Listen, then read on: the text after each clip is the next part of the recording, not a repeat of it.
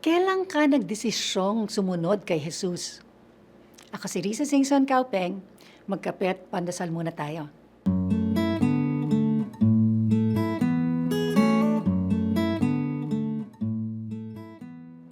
If you ask me when I decided to follow Jesus, I would say on the eve of my 16th birthday.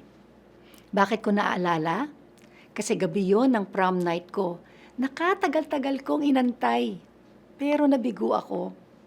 All my expectations and excitement went unfulfilled and frustrated.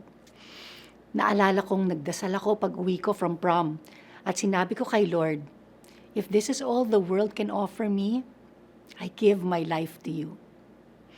Pero kakaiba ang sagot ng aking paring kaibigan na 50 years ng pari ngayong taon.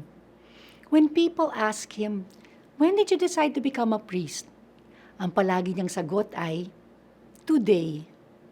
Because every day, he makes the decision to follow the Lord. Minsan, kapag tayo palaging nahuhulog sa kasalanan, nauuwi tayo sa hiya. Kaya ayaw na nating lumapit sa Diyos. Feeling natin hindi na niya tayo papatawarin. Nakakahiya nang lumapit dahil sa ating paulit-ulit na pagtaksil sa Kanya. Pero iba ang pag-iisip ng Diyos.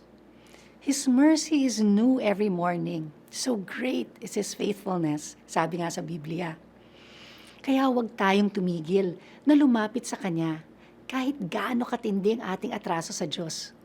At huwag tayong makontento na minsan tayong nagdesisyon na sumunod sa Kanya. Let's make it a daily decision to follow Jesus.